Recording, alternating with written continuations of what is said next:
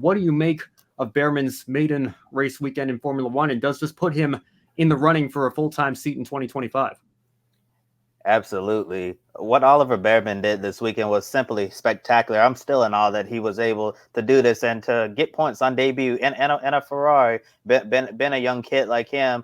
Imagine, you travel to Saudi Arabia and you're like, I'm going to try to get my Formula 2 season off on the right foot.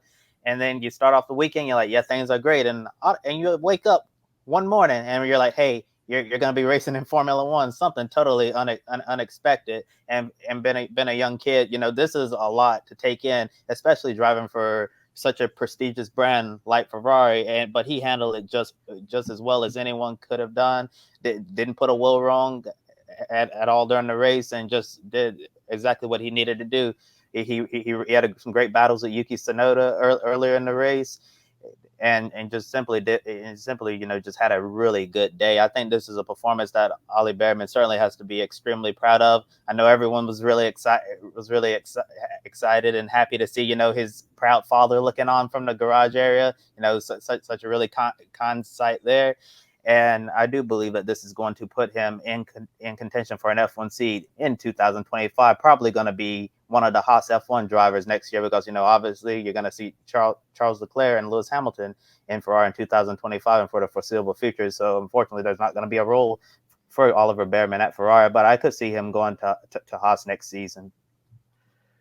Bearman had one of his worst weekends in Formula 2 in Bahrain. That Primo did not take to the circuit at all. They were struggling all weekend long, and he had a battle with his teammate Andrea Kimi Antonelli. Of course, he's got all eyes on him at the moment, because the big rumour is that he's taking over from Hamilton at Mercedes. Of course, his manager Toto Wolff, it all sort of lines up how quickly they've rushed him through the ranks as well. They wanted him in for 2027. He's now could come in 2025. That's how big he's having to adjust. And Antonelli got the better of him last week, and then Bearman stuck in on pole position in F2. Woke up thinking, okay, I've got the sprint race today. I'm starting in 10th.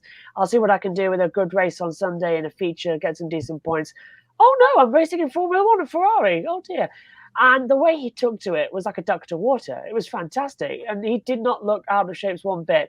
And the difference between him compared to that of Nick de Vries when he did it in the Williams, he didn't have to be helped out the car. Bearman jumped out, hugged Hamilton, hugged Russell, went up and was like, well done, team. Well done, everyone. Beautiful drive. And I agree with you, Kevin. He'll be in a Haas next year. Sad it is a Haas, but there's no other Ferrari cars. Now that Sauber will be taken over by Audi. So they're running Ferrari engines, but they'll be running, I think they'll be running Audi, won't they? Well, what are they going to be? They're coming in as a PE manufacturer as well, aren't they? Can't quite remember. Was it Merc engines? One of the two. But they won't. There's no room for them anywhere else. Yeah, I think that was basically as perfect as a first weekend for any future Formula One or hopeful Formula One driver could ever possibly have. The way he just was ready to go, honestly, I think surprised everyone. We have seen so many amazing drivers struggle in the past to adapt to a Formula One car. And whatever Prima is doing, whatever Oliver Bearman is doing F2, obviously he has some great trainers and a great team around him, because the way he was able to step into that role so suddenly at like such a important time and a big track. Like, this is a difficult track that he participated at. It was really amazing to see him have a wonderful weekend. And I think given just the stagnant nature of Formula One at the moment, and just the repetitive nature of the winner we've seen for the last 2.5 seasons, it was nice, something different on the grid. And it's also very heartwarming to see someone who people have been talking about for years as a future Ferrari driver and really one of the great generational talents, be able to actually come up and perform like everyone was expecting, if not better than everyone was expecting this past weekend.